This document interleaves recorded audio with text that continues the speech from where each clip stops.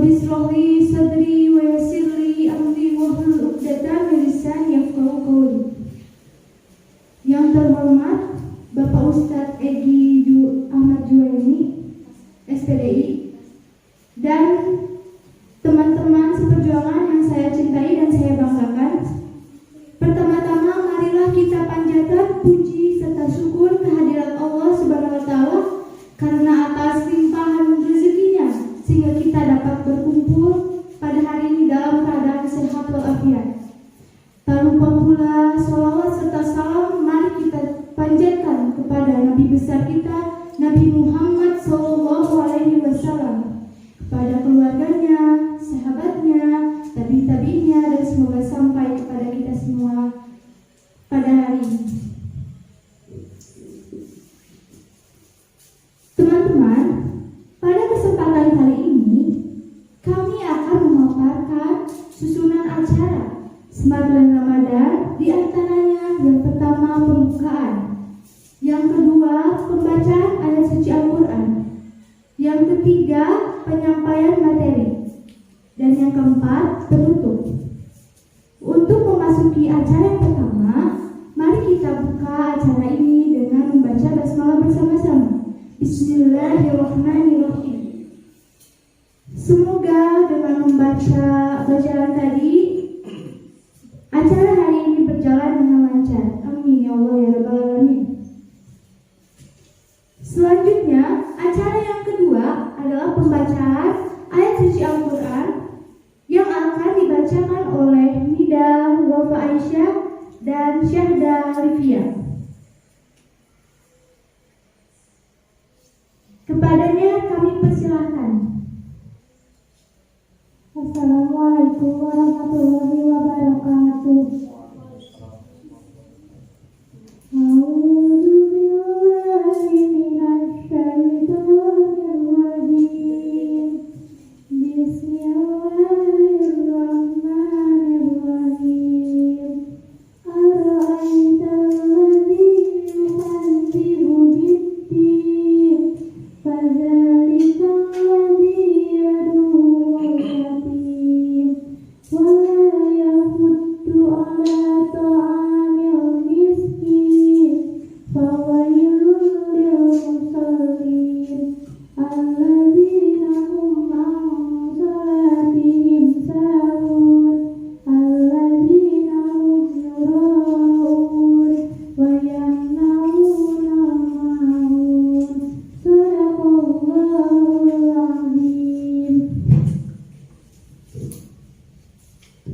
Aku berlindung kepada Allah dari godaan syaitan yang terkutuk dengan menyebut nama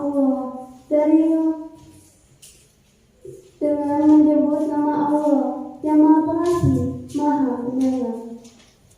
Tahukah kamu orang yang mendustakan agama? Maka itulah orang yang menghardik anak yatim dan tidak mendorong memberi makan orang miskin. Maka celakalah orang yang sholat, yaitu orang-orang yang lalai terhadap sholatnya, berbuat ria dan enggan memberikan bantuan. Wassalamualaikum warahmatullahi wabarakatuh. Allahumma arhamna bil Quran. Terima kasih kepada Nida dan Syahda. Semoga yang membaca dan mendengarkan mendapatkan pahala. Selanjutnya yaitu acara penyampaian materi. Tapi sebelumnya Ira mau tanya dulu nih sama Bapak, gimana nih Pak Ustadz kabarnya? Alhamdulillah sehat walafiat. Alhamdulillah. Semoga puasa teman-teman juga lancar ya. Alhamdulillah. Amin. Baiklah. Acara penyampaian materi akan disampaikan oleh Bapak Ustadz Egi Ahmad Juwaini SPDI dan dipandu oleh moderator yaitu Neni Andini. Kepada moderator kami persilahkan. Ya, terima kasih kepada MC yang telah memberikan kesempatan kepada saya. Alhamdulillah, hari ini kita bertemu lagi pada hari Kamis 6 Mei 2021 dengan guru kita tercinta yaitu Bapak Ustadz Edi Ahmad Juwaini, SPD. Langsung saja kita ke acara inti. Acara yang paling kita tunggu-tunggu adalah materi sekaligus diskusi yang nantinya juga akan ada sesi tanya jawab setelah pemateri menyampaikan materinya. Sebelum penyajian materi, saya akan menyampaikan pengantar atau biografi yang terkait dengan materi. Seperti yang teman-teman lihat, di sini di samping saya sudah ada Bapak Ustadz Egi. Beliau adalah guru di SMK Mutiara Bandung, mengajarkan pelajaran pendidikan agama dan budi pekerti atau PABP. Selain itu, beliau adalah pembina ekskulkuler di SMK Mutiara Bandung. Kira-kira pada kepo nggak beliau tinggal di mana? Beliau tinggal di Jalan Raden Ganda, Gunung Batu, dan lahir pada tanggal 1 November 1988. Kalau ada yang mengirim paket, silahkan langsung aja ke alamat tersebut. Oke, sebelumnya langsung saja kita pada kesempatan kali ini. Tema yang akan dibahas adalah tentang karakteristik anak di masa pandemi. Kebetulan banget tema kali ini kayak ngejerumusin kita banget, lebih tepatnya saya dan teman-teman, karena tema ini kayak khusus banget buat kita. Sebelum ke materi, saya akan menyampaikan ketentuan. Selama pemateri menyampaikan materinya, dimohon tidak ada instruksi. Dan bagi yang ingin bertanya, hanya diberi kesempatan 3 pertanyaan saja. Selanjutnya, kami persilahkan kepada Bapak Ustadz Edi Ahmad Juwaini, SPD. Kami persilahkan. Assalamualaikum warahmatullahi wabarakatuh. Alhamdulillah nahmaduhu wa nasta'inuhu wa nastaghfiruh wa na'udzu billahi min shururi anfusina wa min sayyiati a'malina. Man yahdihillahu fala mudilla lahu wa man yudlil fala hadiya lahu. Asyhadu an la ilaha illallah wahdahu la syarika lahu wa asyhadu anna Muhammadan abduhu wa rasuluhu la nabiyya ba'dahu. Rabbi shrah li sadri wa yassir li amri wa hlul 'uqdatam min lisani yafqahu qawli. Allah Ta'ala bil Qur'an al-Karim. A'udzu billahi minasyaitonir rajim. Bismillahirrahmanirrahim. Ya ayyuhalladzina amanu taqullaha haqqa tuqatih wa la tamutunna illa wa antum muslimun. Allah Ta'ala aidan ya ayyuhalladzina amanu kunu qawwamina lillahi syuhada'a bil qist wa la yajrimannakum syana'anu qaumin ala alla ta'dilu i'dilu wa aqrabu littaqwa wa taqullaha innallaha ghafurur rahim. Segenap Dewan Guru SMK Mutiara, Bapak Ibu Kepala Sekolah beserta jajaran yang saya hormati, yang saya hikmahi, mudah-mudahan kita semua senantiasa mendapatkan perlindungan dari Allah Subhanahu wa Ta'ala, segala hajatnya dimudahkan, dan yang tidak lupa siswa-siswi, santri dan santriwati SMK Mutiara Bandung, mudah-mudahan semuanya, baik yang di sini yang hadir, yang di rumah, semuanya mudah-mudahan dalam keadaan sehat walafiat. Mudah-mudahan segala bentuk aktivitas ibadah kita diterima Allah Subhanahu wa Ta'ala. Segala puji bagi Allah Subhanahu wa Ta'ala karena atas kudrah, iradah, inayah serta taufiknya Allah Subhanahu wa Ta'ala mengumpulkan kita di tempat ini di Jum'ah Mubarakah, walaupun dalam keadaan dibatasi karena masa pandemi, tapi tidak mengurangi semangat kita untuk beribadah kepada Allah Subhanahu wa Ta'ala, semangat untuk senantiasa fastabiqul khairat, dalam berlomba untuk melakukan suatu kebaikan, apalagi di bulan Ramadan. Pahalanya dilipat gandakan, yang mana pahala ini hanya ada di bulan Ramadan, tidak ada di bulan lain selain daripada bulan Ramadan. Salawat serta salam marilah senantiasa kita curah limpahkan kepada idola kita, uswah kita, yaitu Habibana wa Nabiyana Muhammad sallallahu alaihi wasallam, kepada keluarganya, sahabatnya, tabi'in, tabi'in, dan mudah-mudahan sampai kepada kita selaku umatnya, insyaallah kita mendapatkan syafaatul uzma nanti di hari kiamat. Ini sebelum Bapak menyampaikan materi sebagaimana tadi yang disampaikan oleh moderator, Bapak mengingatkan kepada semua anak-anak yang di rumah dan yang penonton semuanya, jangan lupa like, komen, dan subscribe ya. Karena insya Allah menebarkan suatu kebaikan, maka kita akan mendapatkan pahala daripada kebaikan itu sendiri. Berbeda dengan kalau seandainya kalian nge-like atau membagikan hal-hal yang negatif, maksiat, maka kita akan sebagian dosanya. Walaupun kita tidak melakukan dosa, tapi kita ikut andil dalam mendukung, menyokong kemaksiatan, maka kita akan kebagian daripada dosanya. Jadi silahkan di subscribe dan dibagikan. Baiklah, tadi mengenai temanya adalah bagaimana karakteristik remaja di masa pandemi. Tentunya 1,5 tahun kalau kurang lebih kita dalam keadaan seperti ini, berbeda dengan tahun-tahun sebelumnya. Banyak kegiatan-kegiatan yang dibatasi, masjid-masjid yang tadinya penuh padat sekarang dibatasi hanya boleh 50%. Sekolah-sekolah yang biasanya ramai dengan suasana siswa dan siswinya sekarang sekolahnya di rumah atau belajar daring. Tentunya ini adalah keadaan seperti ini, tentunya adalah keadaan yang tidak diharapkan oleh kita semua. Namun yang kita bahas pada kali ini adalah bagaimana dampak daripada pandemi ini sehingga berpengaruh pada karakteristik pada anak remaja, khususnya umumnya kepada semua manusia. Baiklah, kalau masalah dengan wabah, apakah satu persatu kita bahas ya ini ya. Wabah itu adalah suatu makhluk Allah Subhanahu wa taala, bisa berupa azab. Azab itu adalah teguran dari Allah Subhanahu wa taala kepada memang orang yang dikehendaki sebagai azab. Bagaimana Allah menurunkan azab kepada umat Nabi Nuh dengan menurunkan hujan, banjir besar sehingga mereka tenggelam. Begitu pula Allah menurunkan azab kepada Nabi Lut yang mereka bermaksiat kepada Allah sehingga Allah tenggelamkan dalam bumi. Begitu pula kepada Qarun, Allah menghendaki wabah ini sebagai azab kepada orang-orang yang memang Allah kehendaki sebagai azab. Jadi tidak semua sebagai azab, ada sebagai azab, ada sebagai ujian. Nah, sebagai orang mukmin, wabah ini, COVID ini adalah sebagai ujian bahwa kita jangan sombong dengan makhluk Allah yang namanya virus corona yang gak kelihatan, kita gak apa-apa, gak bisa apa-apa, sehingga kita tafakur diri ya, mawas diri, jangan sampai kita sombong baik di hadapan Allah ataupun di hadapan sesama makhluk Allah Subhanahu wa taala. Berarti kita umat manusia dengan segala kecerdasannya, dengan segala akalnya masih tetap tidak berdaya menghadapi makhluk Allah yang namanya virus corona. Jadi bagi umat mukmin ini adalah sebagai ujian.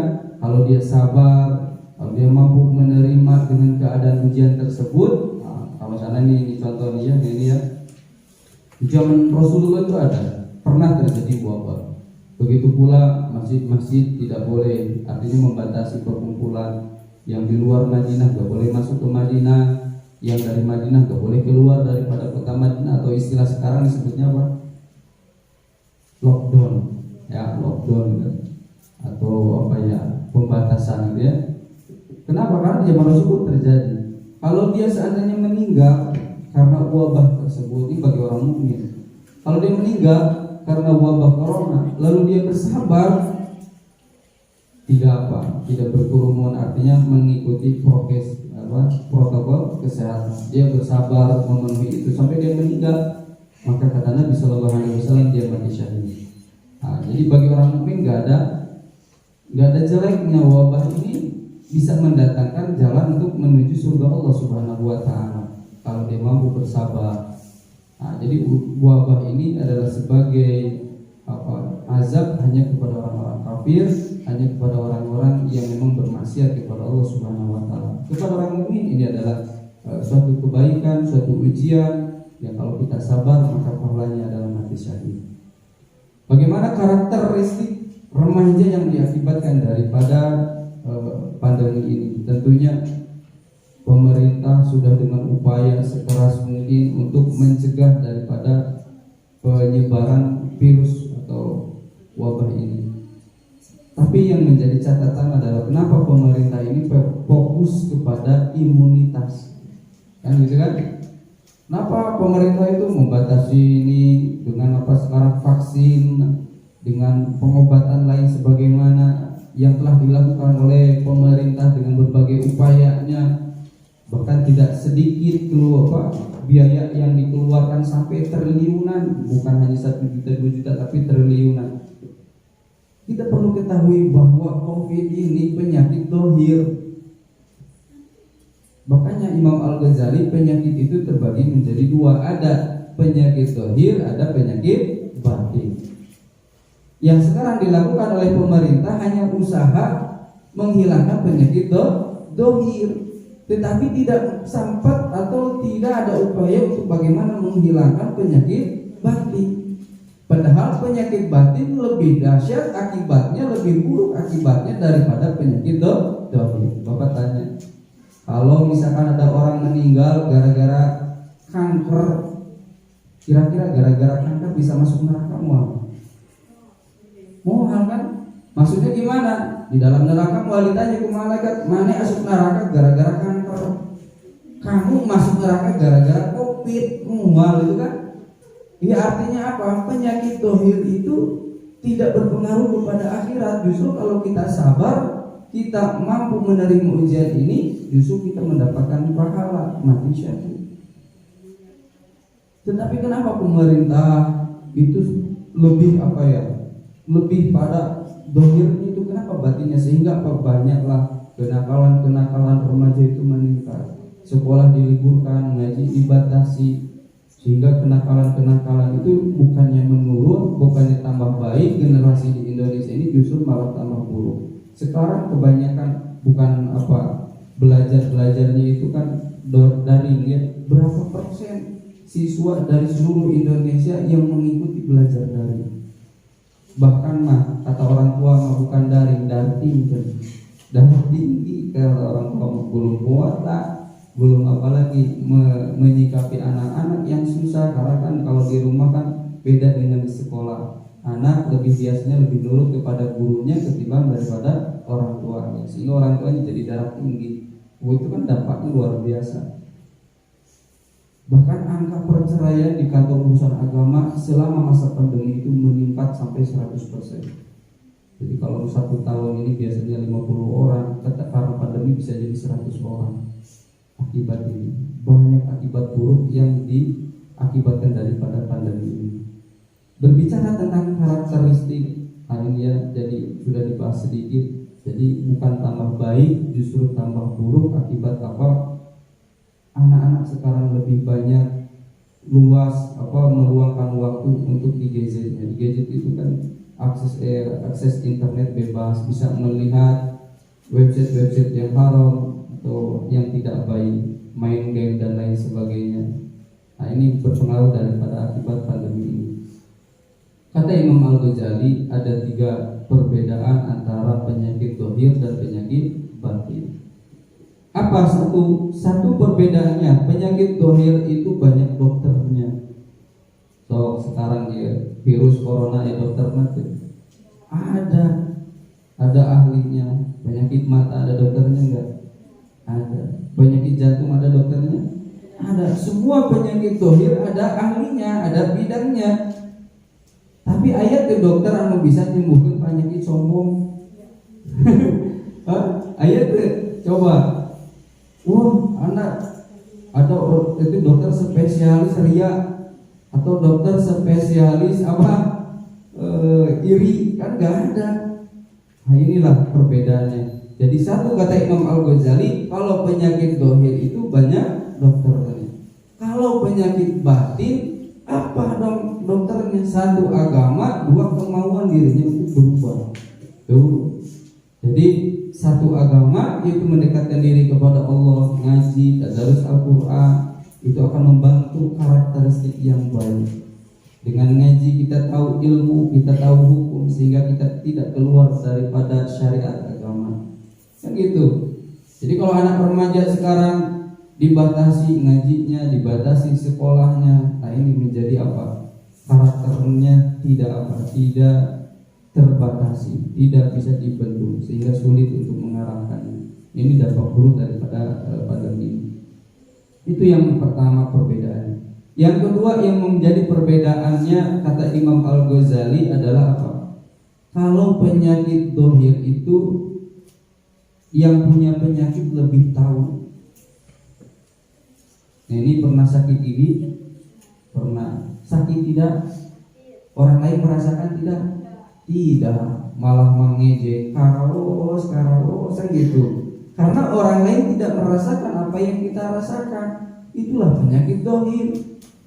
Ada orang sakit jantung, kan nggak kelihatan orang itu punya penyakit jantung. Tiba-tiba ada teman ngagetin, woi, tiba-tiba pingsan gitu. Kenapa? Orang tidak tahu apa yang dirasakan oleh kita kalau tidak diberitahu orang tersebut. Itulah penyakit dohir. Orang yang merasakan, orang yang punya penyakit lebih tahu tentang penyakitnya. Kalau penyakit batin, justru orang lain yang lebih tahu daripada yang punya penyakit. Contoh lah, jangan jauh-jauh kita sendiri. Kita tidak sadar bahwa ada perilaku-perilaku yang tidak disenangi oleh orang lain, seperti sombong, tidak sadar bahwa ucapan-ucapan kita menyakiti hati orang lain. Sikap kita tidak sadar, tidak disenangi oleh orang lain, sombong dan lain sebagainya, itu adalah penyakit batin. Orang lain yang lebih merasakan, kenapa orang lain menjauh ya? Kenapa orang lain pada saya yang menih gitu? Oh, ternyata saya ini sombong. Orang lain yang lebih merasakan, lebih tahu penyakit batin daripada kita sendiri, karena kita merasa bahwa itu wajar-wajar saja. Itu perbedaan yang kedua. Nah, ini adalah salah satu penyakitnya. Sekarang manusia merasa lebih baik, ya, merasa paling benar. Makanya Sayyidina Umar bin Khattab itu suka bergerilya di kumaha. Datang sahabat, aku ini kekurangannya apa? Aku sombong aku pelit adakah di dalam diriku tanda-tanda kekafiran? Kalau ada orang yang lain yang ngasih tahu kepada Sayyidina Umar bin Khattab, itu luar biasa senangnya itu Sayyidina Umar bin Khattab sampai beliau ngasih hadiah. Masya Allah kan? Coba kalau nanya ke orang-orang, aku sombong enggak? Tong boro-boro nanyakeun di bereknya oke kadang-kadang tenari mana? Hari mana sombong gua karena kok mana yang sombong apa itu?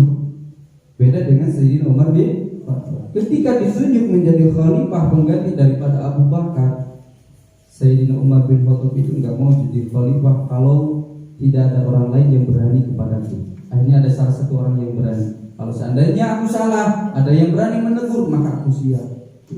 Jadi siap dikritik, siap dinasehati. Kebanyakan orang tidak mau diberi tahu, tidak mau menerima nasihat. Bobogohan teh haram. Masing-masing gue itu surga nu Allah, neraka mau. Kan gitu budak ayeuna mah, kan gitu. Berarti itu adalah penyakit batin. Yang ketiga, kata Imam Al-Ghazali, penyakit dohir dan batin bedanya apa? Kalau penyakit dohir itu mengakibatkan bahaya hanya sekedar di dunia saja. Contoh tadi, orang penyebab corona terus meninggal karena corona, kalau dia sabar besok masuk surga, tidak menyebabkan dirinya masuk neraka.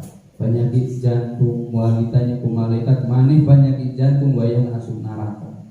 Artinya penyakit dohir hanya berakibat di dunia saja, tidak berakibat sampai kepada akhirat. Kalau rugi mah rugi di dunia unggul, nyeri ngan seukur di dunia unggul, tidak sampai kepada akhirat. Tapi kalau penyakit batin berpengaruh di dunia, berpengaruh di akhirat.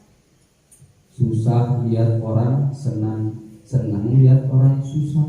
Di dunia lagi enggak susah, komo di akhirat. Di dunia dijauhan karena iri, susah lihat orang senang lihat orang susah. Penyakit naon apa itu? Iri ya, kalau orang lihat senang merengut, kalau orang lagi musibah parek suri, kan gitu. Orang yang seperti itu banyak atau tidak? Banyak yang seperti itu. Di dunia nawi susah hati, apalagi di akhirat jelas terbagi. Wa min syarri hasidin idza hasad.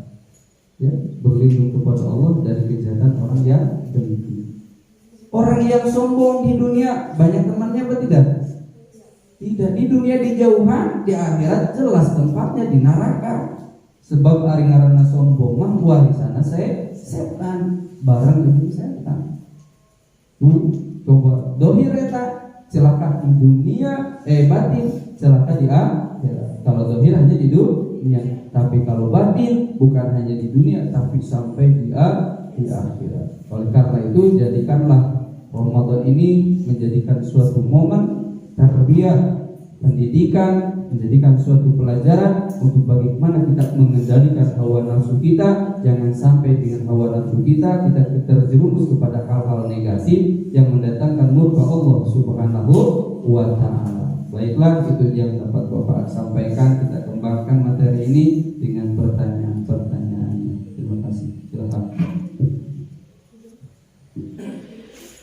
Terima kasih kepada Bapak Ustadz Egi yang telah menyampaikan materinya. Ternyata banyak banget hamparan buat kita semua. Hampar gelar juga hampar banget. Oke, selanjutnya kita buka sesi tanya jawab. Dimohon jika ada yang ingin menyampaikan pertanyaan, dipersilakan untuk maju ke depan. Assalamualaikum warahmatullahi wabarakatuh. Waalaikumsalam warahmatullahi wabarakatuh. Perkenalkan, nama saya Nisa Wulandari dari kelas 2 ya. Jadi gini Pak, saya mau tanya, bagaimana sih cara anak remaja supaya tidak insecure pada masa pandemi ini? Supaya tidak apa? Insecure. Insecure apa? Tidak percaya diri. Tidak percaya diri. Iya. Terima kasih Pak. Bagaimana di masa pandemi ini supaya anak remaja ini tidak sampai tidak percaya diri, gitu ya?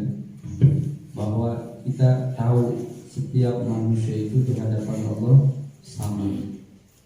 Yang membedakan di hadapan Allah Subhanahu wa ta'ala adalah nilai daripada ketaatan, nilai daripada ketakwaan. Jadi jangan sampai kita minder gara-gara suatu keadaan, misalkan karena ekonomi atau karena suatu visi. Allah tidak membeda-bedakan manusia daripada ekonominya, kaya, miskin, semua sama di hadapan Allah. Ataupun misalkan karena pintar dan bodohnya, misalkan karena IQ-nya kurang sehingga menjadi minder, itu tidak menjamin orang yang pintar di hadapan Allah itu baik. Ya, percuma kalau pintar tapi tidak mau ibadah. Saya pintar tapi tidak punya adab. Lebih baik daripada dia tidak pintar tapi dia rajin ibadah, dia menjaga adabnya. Terus juga Allah tidak membeda-bedakan daripada bentuk fisik kita. Istilahnya kasarnya jelek, ada cantik, ada kurang cantik, ada ganteng, ada kurang ganteng, semua sama di hadapan Allah Subhanahu wa ta'ala. Yang membedakan adalah nilai daripada ketaatan yang kita kepada Allah Subhanahu wa ta'ala. Itulah yang terbaik di hadapan Allah Subhanahu wa ta'ala. Begitu. Jadi jangan sampai karena pandemi ini sehingga kita menjadi minder karena suatu keadaan, karena visi kita atau karena ekonomi atau dan hal lainnya. Jadi kita harus tetap percaya diri bahwa yang paling baik adalah yang paling bertakwa kepada Allah. Begitu ya. Ada lagi mana? Oh, jadi begitu ya Pak. Terima kasih atas jawabannya. Saya jadi mengerti dan paham. Wassalamualaikum warahmatullahi wabarakatuh. Waalaikumsalam warahmatullahi wabarakatuh. Terima kasih untuk pertanyaan yang pertama. Selanjutnya pertanyaan yang kedua. Assalamualaikum warahmatullahi wabarakatuh. Waalaikumsalam. Perkenalkan, nama saya Irma Fitriani dari kelas 10 AKM. Mas, saya mau bertanya, bagaimana cara mempertahankan karakteristik anak di masa pandemi ini? Oke, bagaimana cara mempertahankan karakteristik di masa pandemi ini supaya tidak mudah tergoyahkan, supaya tidak mudah terbawa arus. Jadi ada 3 hal yang mempengaruhi karakter siswa, karakter anak, yaitu 1, lingkungan keluarga. Bagaimana membentuk keluarga itu, membentuk karakteristik yang baik, kebiasaan-kebiasaan yang baik, itu yang mempengaruhi kepribadian seorang anak. Contoh, orang tua kalau dimakan, ya, di dalam makan saja, kalau orang tua makannya berdiri, pastilah anak ikut ya. Ketika istilah ada bahasa apa, kencing orang tua kencing berdiri, anak akan kencing berlari. Jadi yang pertama itu adalah lingkungan daripada keluarga, bagaimana membentuk karakteristik si anak. Yang kedua, lingkungan yang mempengaruhi karakteristik si anak adalah lingkungan sekolah. Ya, sekarang sekolah tidak ada, berarti yang ketiga adalah lingkungan rumah atau lingkungan masyarakat. Bagaimana dengan cara bergaulnya si anak. Kalau misalkan si anak bergaul dengan orang yang soleh, pastilah anak itu akan menjadi soleh karena lingkungan yang soleh. Kalau dia bergaulnya dengan orang yang tidak soleh, yang kurang baik, pastilah si anak akan ke bawah tidak baik. Kata Nabi, gaul dengan tukang minyak bakal bau minyak, gaul dengan tukang besi bakal bau besi, gaul dengan tukang ngagosi pasti ke bawah ngagosi. Ya, gaul jeung tukang ngagodin ya pasti ngagodin wae kan gitu. Jadi kumaha pergaulan. Bagaimana cara mempertahankan? Harus kuat daripada prinsip ini. Jadi mempertahankan prinsip yang benar adalah dengan menjaga 3 lingkungan tadi ya. Jadi lingkungan keluarga, lingkungan sekolah, dan lingkungan tempat tinggalnya atau lingkungan tempat mainnya. Itulah bagaimana cara seseorang bisa mempertahankan karakternya. Sesoleh-soleh apapun, sebaik-baik seseorang, kalau lingkungannya tidak baik, pasti ke bawah tidak baik. Begitu ya. Terima kasih atas jawaban dan penjelasannya. Wassalamualaikum warahmatullahi wabarakatuh. Waalaikumsalam warahmatullahi wabarakatuh. Baik, selanjutnya kita ke pertanyaan selanjutnya. Assalamualaikum warahmatullahi wabarakatuh. Waalaikumsalam warahmatullahi wabarakatuh. Izin pastinya. Kenapa sih orang tua sangat berperan penting dalam pendidikan anak di masa pandemi? Baik, pertanyaan ketiga, bagaimana sih kenapa keluarga itu sangat berperan penting di masa pandemi ini? Kata Imam Al-Ghazali, pendidikan yang paling pertama dan paling utama adalah pendidikan orang tua. Minal mahdi ilal lahdi, daripada buayan. Kalau dari buayan nggak mungkin orang yang lain yang mendidik, pasti orang tuanya. Makanya kata Imam Al-Ghazali, kalau seandainya seorang anak buruk akhlaknya, maka yang disalahkan adalah ibunya. Karena si anak lebih banyak meluangkan waktu adalah dengan ibunya. Jadi yang bertanggung jawab adalah ibunya. Ayahnya, kalau seandainya si anak itu nggak keurus, krempeng, kodolepo gitu ya, saludi gitu ya, korong kerakan. Maka yang bertanggung jawab adalah siapa? Adalah ayahnya. Karena yang wajib menafkahi adalah ayahnya. Jadi pendidikan yang paling utama dan paling utama adalah pendidikan keluarga. Ayah kalau seandainya anaknya salah bertanggung jawab, karena seorang ayah adalah pemimpin keluarga. Ketika ayahnya keluar rumah, maka pemimpin itu diwakilkan kepada ibunya selama bapaknya tidak ada di rumah. Jadi sangat penting, berpengaruh pada karakteristik seorang anak adalah pendidikan keluarga. Sebagaimana tadi dijelaskan bahwa salah satu yang mempengaruhi karakteristik siswa adalah lingkungan keluarga. Begitu ya, pembiasaan-pembiasaan di dalam rumah itu mempengaruhi karakteristik. Si anak contohnya dicarikan oleh popolognya, wah dibentak-bentak, kira-kira anaknya bakal balik membentak gitu. Pasti balik membentak. Anaknya sering dipukul, kira-kira anak balik mukul tidak? Balik mukul. Begitulah pendidikan keluarga. Apa yang dilakukan oleh orang tua dilihat, disaksikan, dirasakan setiap hari oleh si anak, itulah yang akan membentuk karakter si anak.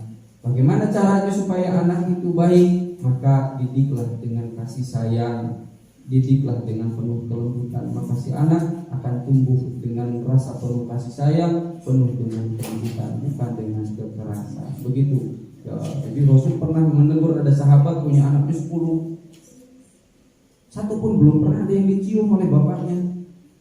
Kata Rasulullah, kau tidak akan mendapatkan rahmat, sebab apa? Di hati kamu tidak ada kasih sayang. Itu jadi penting itu. Jadi kalau ada anak setiap pagi diciumi, ya itunya apa? Kepalanya diusap, itu sebagai bentuk tanda kasih sayang. Itu penting. Ya, itu ya, silakan. Jazakumullah khairan katsiran atas penjelasan dan jawabannya. Sekian dari saya. Wassalamualaikum warahmatullahi wabarakatuh. Waalaikumsalam warahmatullahi Terima kasih atas pertanyaan-pertanyaan dari jawaban Bapak ini. Mungkin cukup sekian dari saya. Maaf jika ada kesalahan. Saya kembalikan acara ini kepada MC. Kepada MC dipersilakan. Wah, Masya Allah sekali ya teman-teman. Bagi kita sebagai anak ya tentunya termotivasi dong. Ya dalam membentuk karakteristik anak di masa pandemi. Terima kasih atas pemateri Bapak Ustadz Egi Ahmad Juwani SPDI dan yang telah mendampingi pemateri kita yaitu Tenen ini. Kesimpulan yang kita dapat dari tema hari ini adalah pandemi ini kita jadikan sebagai penyadar diri dan juga penyakit itu kata Imam Al-Ghazali, penyakit itu dibagi menjadi dua perbedaan. Kata Imam Al-Ghazali, penyakit itu dibagi menjadi dua, yaitu penyakit zahir dan penyakit batin. Dan yang pertama, perbedaannya adalah penyakit zahir yaitu banyak dokternya. Namun penyakit batin hanya ada dua, yaitu ada agama dan kemauan. Yang kedua, penyakit zahir adalah yang punya penyakit lebih tahu dari orangnya. Penyakit zahir adalah yang punya penyakit lebih tahu daripada orang lain. Dan sebaliknya, kalau penyakit batin, orang lain yang lebih tahu daripada diri kita sendiri. Yang ketiga, penyakit zahir itu hanya berakibat bahayanya di dunia saja, namun penyakit batin itu berdampak di dunia dan di akhirat. Begitu ya Pak Ustadz Egi? Alhamdulillah kita sudah berada di penghujung acara pada hari ini. Jangan lupa subscribe, like, dan komen ya teman-teman. Mohon maaf apabila salah kata. Akhir kata wabillahi taufiq wal hidayah. Wassalamualaikum warahmatullahi wabarakatuh. Waalaikumsalam warahmatullahi wabarakatuh.